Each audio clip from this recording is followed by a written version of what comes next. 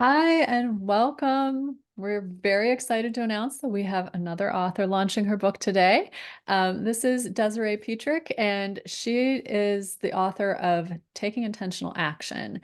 And it's not just a leadership book for like business, for example. It's about all the leadership that we do in our lives. So it's about personal leadership, and it's about how we grow and become the next best version of ourselves. So Desiree, welcome. It's so exciting to have you here. And I forgot to introduce myself. I'm CEO of Aurora Coriolis Publishing, a writing coach, and I'm also an award-winning author of 10 books. And I'm going to let Desiree talk a little bit about what she does and tell us about the book. Hey, Corey. So yes, my name is Desiree Petrick. I am the owner of Intentional Action, hence the book name.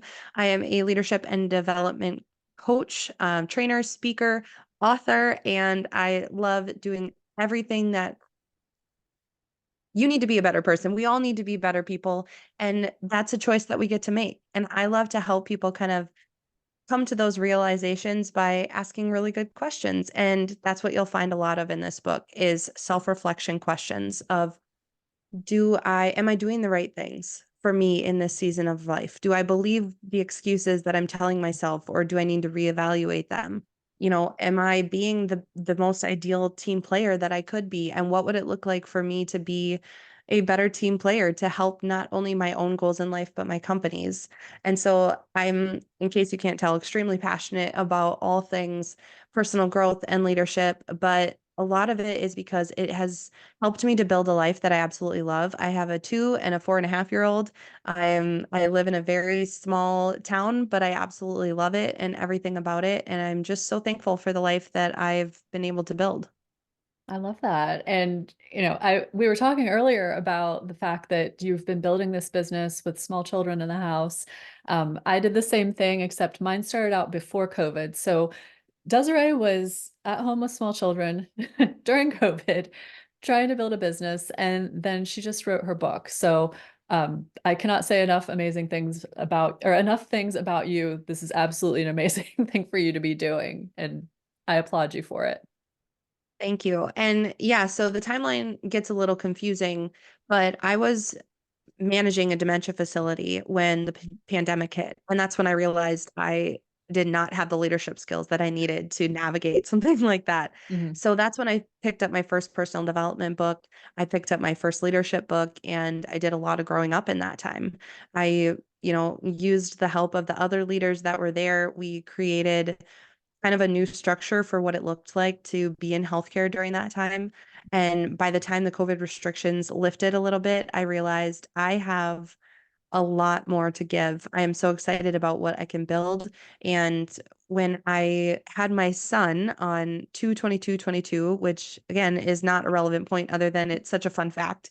I He was sick. He was born during a blizzard and ended up needing to go to the NICU, and he was there for an entire month. You really learn a lot about yourself and the life that you've created, the relationships that you've built, the resilience that you've built up over the years when you go through something like that. And, to add flames to the fire, we got home and 24 hours later, I got a call that my mom had had a stroke. So over the course of those 2 months, because of the COVID restrictions, I couldn't see her. I wasn't allowed to because I had my infant at home with me. And again, you learn a lot about yourself, about the mindset that you have, about your ability to coach yourself through hard things. And I'm so thankful for my love of reading in that time, the personal development books that I had read, because I truly believe that they saved me during that time to now be able to turn around and write a personal development book that I hope will have an impact on other people who are wanting to build a life that they love. Yeah, I love that. And I think that's a really important story to tell too. And she talks a little bit more about all of that in the book. So make sure you get a copy. But I noted that you said resilience. And I think a lot of times we will look at people and say, wow, they're really resilient, but we don't give it a second thought. You built that ability to be resilient. It wasn't just something you were born with or lucked into. It was something that you curated yourself by reading personal development books and being intentional about these things. And that kind of leads me into talking about the title, Taking Intentional Action, because as entrepreneurs, I think we are constantly told like, you got to take action, you got to move forward, you got to keep going. Um, but there's not always that intentional piece to it. So tell me what it means to take intentional action. I think most of us, we all have good intentions. Mhm. If you read the back of the book, the very first thing it says is we all have good intentions to read more, to scroll less, to watch less TV, to eat healthier, to exercise. And we all have those good intentions, but I think if you asked most people, they would say that they're not only not taking action on those good Yeah. intentions, they're not taking intentional action. Mhm. And so what that looks like is, again, it's us asking the better questions. It's what do we want? What is realistic in this season of life? Who can I not who, not how can I, figure out how to get these things and take intentional action towards them. Mhm. It's not just about taking action because that can look like you're just taking a step to take a step. Taking intentional action means that you are figuring out the direction that you want to go and taking a step in that direction. It doesn't mean that you need to know what the end goal is. A lot of times it's impossible to know what that would look like, but you are taking a step in the right direction so that it's a lot easier to self-correct if, a wrench is thrown in like it was for me. I feel like I had taken a lot of steps in the right direction, failed a lot along the way and learned a lot of things, but in the end, I felt like I was a lot further along, in which case, when my son was in the NICU and when my mom passed away, I didn't have to start from scratch. Mhm. And I definitely didn't have to do it alone because I had built such a strong foundation of self. Yeah. Yeah, I thank you for sharing all of that because I think that's such an important thing for everybody to think about. And I actually was going to ask about the foundation of self next, so you perfectly dovetailed with that. In the book, you talk about the foundation of self, and um, for those of you who don't have the book in front of you, the foundation of self is basically if you picture a pyramid, and there are layers to it, right? So you are starting at the bottom, building up some very basic things for your foundation. And then you're growing and you're learning new things and you're adding things to that. And as you approach the top, you're getting to the point where you do have more control over what's going on in your life. You have control over how you react. You have basically what you want, control, which, I think you were talking about that in the book too. That's something that we really want is control to be able to, um, not just be reactive and not have things coming at us from all sides. And when they are coming at us, that we can say, okay, breathe. I know how to handle this. But something I really loved was when we were initially talking about this foundation of self and how we wanted to depict it in the book. And I was thinking, like, okay, well, if you do all these things, then yeah, happiness is going to be at the top because once you've figured out all these things, then you'll be happy. And then Desiree was saying, but that's not it because there is happiness everywhere. So the final result for this foundation of self looks like this fantastic, like hot fudge sundae with happiness oozing down over the top. And it's everywhere. There's happiness throughout. But I think there's more of an awareness that it's there once you are becoming aware of all the things that you can control too.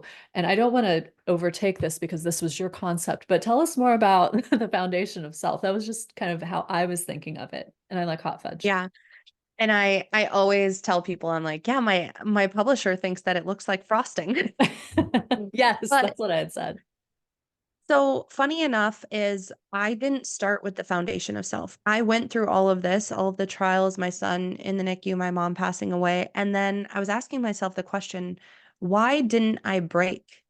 Why am I okay? I felt okay and it felt strange. I'm like, am I just waiting for the other shoe to drop? Why Yeah. am I okay when other people aren't? Or I feel like I shouldn't be. And so I kind of almost did it backwards. I said, what were all the things in place that I had? And ultimately, like Corey said, there's three tiers. There's self-engagement. There will always be exceptions to this rule, but for the most part, your physical health, mental health, your boundaries, your relationships, your money mindset, your skills, and your career, all of these things are things that you have some sort of direct control over.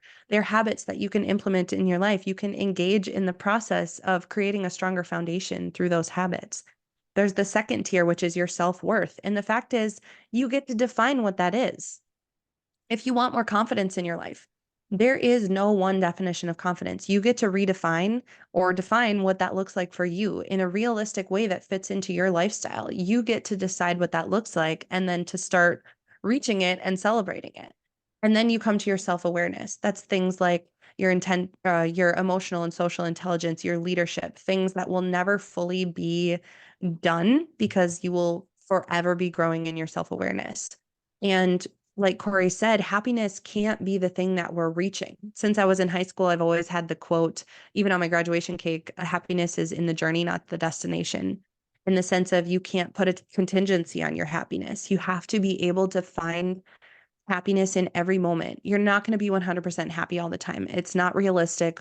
We are humans. There's anger, frustration, guilt, regret. All of those feelings will come, but you can find happiness 100% of the time. You can look for the gratitude and the appreciation and the ability to thrive in any situation, but you have to be willing to choose it. You have to know how to look for it. And that's what this foundation of self is. It's once you have decided to intentionally build a stronger foundation of self, you know how to look for those things. I love that. Thank you for explaining the cake and ice cream sundae a little better than I did. So in this book where we're talking about all of these things, you're also sharing personal stories. What was it like for you as the author to share some of these things? Because there were some that were really difficult, as we mentioned earlier about, bringing your son home from the NICU and about your mom. Um, how was it for you to write these really personal stories? Well, Corey, you are in a unique position because you will forever be the only one who got to read the full 100% raw version of some of these stories. Because it turned out that some of the stories I just needed to write. I just needed to write them out the way I felt with every emotion that I had. But after I reread them, whole chapters got either taken out or rewritten because they didn't hold the message. They were good stories. I think that they were engaging and people would probably learn a lot more about me, but they didn't hold a message. And that's not what personal growth is. I didn't want to write a book that would say, here's exactly what I did, and here's what you need to do to create your happy life. I said, no, here's what I did. Take what you want, leave what you don't. That's fine.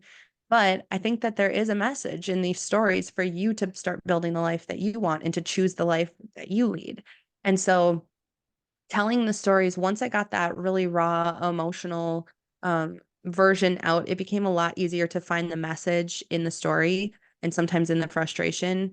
Mhm. And I still can't read the intro to my book without crying because there's certain sentences that just sum up everything that I was feeling. Yeah. And I've had many people, specifically the ones that got to read early versions, call me or send me a message and just say, like, I needed to hear that message right now in tears. Just like, it's not my story. Maybe it is that will make you cry, but I think it's the realization that you're not alone.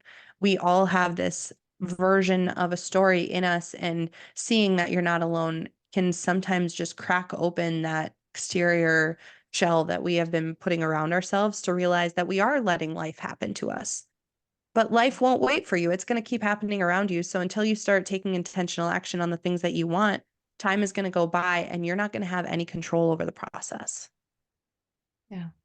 I love that. And yeah, I think that it is pretty normal for an author to go back through their book and find things that really pull emotion. I know even as a fiction author, I will do that. I'll go back in and I'll find something and it's like, oh, that hits differently today than it did when I wrote it. There are things that I'll read and I'll be like, oh, that's pretty funny. I guess I am a good writer.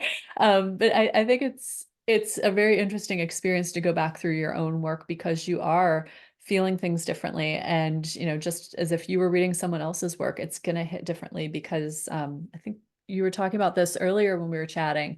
You said that, you're a different person today than you were yesterday or the day before that, because we all bring all these new experiences into our lives. So it's going to change who we are. It's going to change how we're hearing the message.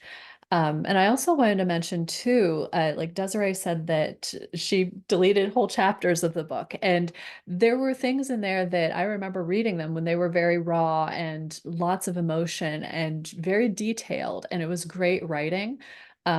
But I could tell it was from a place where she just needed to open up and just dump it out. And I don't think that that is wasted at all. I know sometimes we get to the end of a chapter and we're like, oh, Yeah, I can't keep any of that. I'm gonna have to cut that. And then you get this feeling like, oh, I just wasted my time. None of that is wasted at all. That was something you needed for your personal growth. And I know that you grew through you, Desiree. Sometimes I'm talking to the viewers, sometimes I'm talking to Desiree. So sometimes like as you're writing that stuff, it's something that you need to personally grow.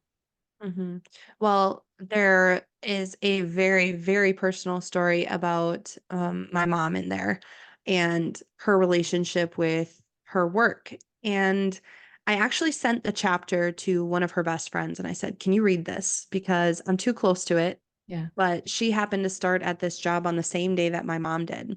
And so I knew that she would have a good perspective. She would want to see uh, it in a good light in 360 degrees for me, for my mom, for their place of work. And so she read it and she gave me some feedback and I went back and I ended up rewriting it, quite a bit of it, and I resent it to her and she sent it back and she said, "Your mom would be so proud." Like I feel like she was back for a little while. I feel like she was in these pages and this is the story that needs to be told.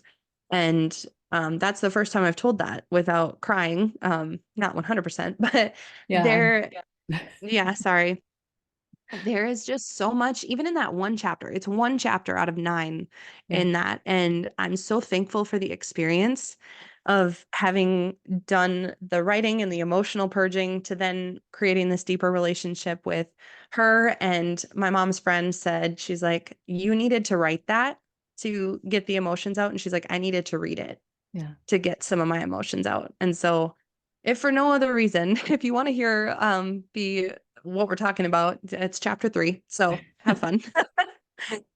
Oh, that is beautiful. And yeah, you told me about that before, and I'm still like, oh. I love that. I love that your writing is already impacting people. And, we just put the book out today. So, those people who got a sneak peek of it. But I did want to mention too that I know we're kind of in the middle of the discussion, but today, May 21st, 24, the book is available on Amazon as an ebook version for just 99 cents. So if you're really interested in all the stuff we've been talking about, make sure you head over there and grab a copy of it. It's Taking Intentional Action. It's a beautiful big yellow cover with the arrows on it. So you'll have to grab a copy of that. And I'm going to drop the link in the comments after we hop off of here. That way it makes it super easy for you to get there. And before we wrap up, who is it that you really want to impact with this book? Yeah, that's an interesting question. They say that authors, coaches, speakers, they're speaking and coaching to the person that they once were. And so I think that the person that I want to impact the most are the people who maybe feel a little bit like they don't have a direction, whether it's they don't find purpose and passion in what they're doing. Maybe their life is okay, but it's not great. They maybe feel like they're doing a good job at work and they maybe don't want more responsibility than that, but there's just an inkling of wanting to do more and be more.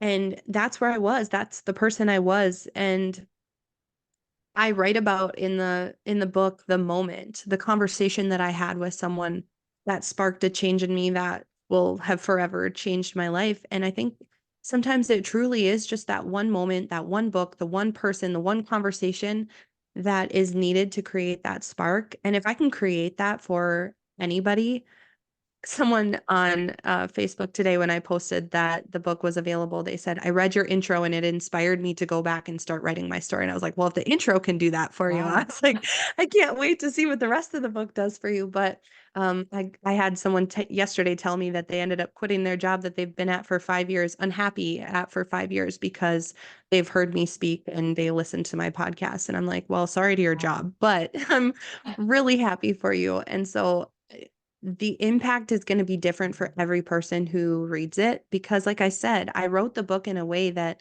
provides the message that individuals need to hear. It's a self-reflection book. There's so many questions in the book because I want you to answer those questions for yourself and I want you to learn how to coach yourself through that process. Because you can. We all can. And that's who the book is for. It's for whoever has anything in their life that they think could be even a little bit better. I love that.